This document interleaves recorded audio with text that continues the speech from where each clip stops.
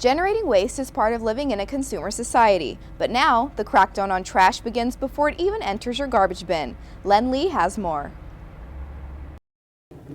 Trash will be harder to manage in the future because 3 out of 6 landfills run by the LA County sanitation districts have reached maximum capacity and closed. As a result, going green is becoming the golden rule as shopping traditions are changing in an effort to reduce waste and save disappearing landfill space.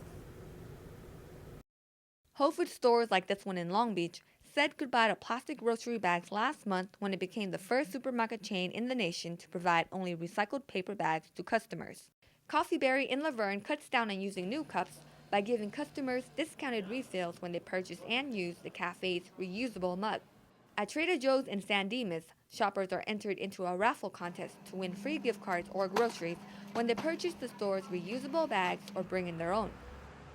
Eco-friendly products are also on the rise, like Arrowhead Spring Mountain water bottles, which use 30% less plastic than other brands. Or new at Target, people can go online to purchase umbrellas made from recycled materials. It's an established fact that as the population increases, so does resource consumption. In the process, more waste is created. Each one of us produces about 4 pounds of trash, and people probably don't realize that when you don't see it on an everyday basis. For example, according to the environmental research group World Watch Institute, Americans throw away 100 billion plastic bags each year. Switching to reusable or paper may be the lesser of evils for landfills because non-recyclable plastic bags take more than 1,000 years to break down. The plastic or paper debate shows that the bigger problem is just how much more trash can landfills handle. In the city of Laverne, the municipal solid waste is picked up by the company Waste Management and transferred to the Puente Hills landfill. Located near the city of Whittier, the Puente Hills landfill is the largest in the nation because it handles about 13,000 tons of waste every day. That's enough trash to fill 3 football fields. Approximately 600 trucks enter and leave the landfill daily. Landfills that close become recreational places such as parks, but it's no picnic when trash has no place to go. In response to the landfill capacity crisis, California passed a bill 20 years ago to encourage waste reduction, which required that cities and counties must have diverted 50% of their waste by the year 2000. The latest report shows that Laverne meets the rate and has more than half of its waste diverted by providing programs such as curbside recycling. Under the program, residents have a separate bin for garbage, recyclable items, and green waste, which includes gardening leftovers. In addition, more than 80% of its residents have trash bins that are smaller than their recycling bins as a way to save money on the trash bill.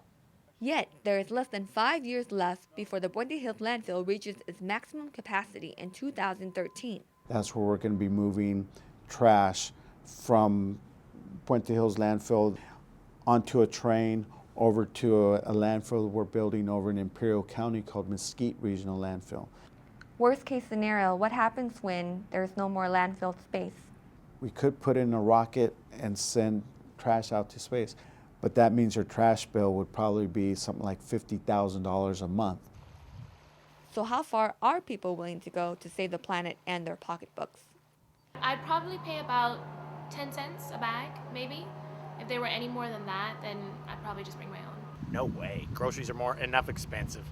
You know what I mean? Barely can feed my family, so. For some customers, coffee tastes just as good in a reusable cup. Bring my own cup. Get a discount, and you also help in the environment, I guess. And what about regular versus environmentally friendly products? I mean, the environment's already it's already in a bad position, and anything that will make a difference is really important. Although generating waste is part of living in a consumer society, unchanged habits will lead to more costly ways to manage trash in the future. The decision is in your hands. Len Lee reporting for LVTV3. College is a time when we discover who we are and what we are capable of. One extraordinary student here at the University of Laverne has shown the ULV community that he is capable of anything he sets his mind to, letting not even a disability get in his way. Gina Sandoval has more. He has it all. The voice, Looking for a nice complete game victory. the talent, That was a nicely located pitch there for the strike. and the announcing skills. Bases loaded and 2 outs. But there's something about Timothy Music that makes him extraordinary. Tim has a neurological disorder that affects his body movements and muscle coordination. Tim has cerebral palsy, and we found out, I think it was when he was about 8 months old, something around that time. About 8 months old. But it actually started when he was born. He was without oxygen for about an hour. About an hour during birth. Although his body was affected, his brilliant mind and zest for life have allowed him to excel in all areas as he grew up, and eventually started his academic career at the University of Laverne. I'm a junior here at the University of Verne, and I'm also a radio broadcast major, and what I want to do with that is become a sports broadcaster. And in my time here at KULV, the radio station, I've been a sports director, and this spring semester I'm the community affairs director. Tim's passion for sports announcing began years ago. Yeah, when he was a kid, we used to tell him, don't watch so much TV. You're watching too much sports and things like that. Cut down a little bit. He was watching too much, and of course that never took. So he'd just sit in front of the TV and start calling the games. Well, we got a close volleyball game here between Ohio State and Penn State in the national semifinal. And pretty soon he just got to the point where, you know what, I should just do this for a living. Tim is learning and experiencing as much as he can about sports announcing at ULV and has excelled in every area of his college life this far. Oh, Tim's a really good student because he really is serious about it. He always does his work. He always is prepared. Tim is accompanied to his classes by his assistant, Ernesto Correa, who has become a close friend over the 2 years that they've known each other. Independent pretty much himself. Damn. Tim, you want my arms? Seriously, if it wasn't for his arms, seriously, his arms, because he can't really move his arms, like stretch them out too far, he wouldn't need me. He would just be like, Ernie, take a hike. I'm okay. You know what I mean? But since he can't do that, I'm his arms and I'm his legs.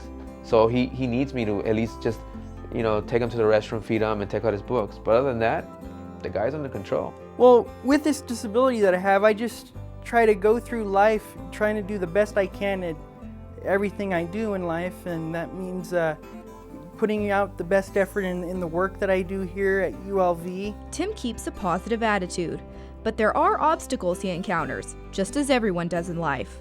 Well, probably the biggest challenge is actually trying to find transportation to get here. That's one of the bigger challenges.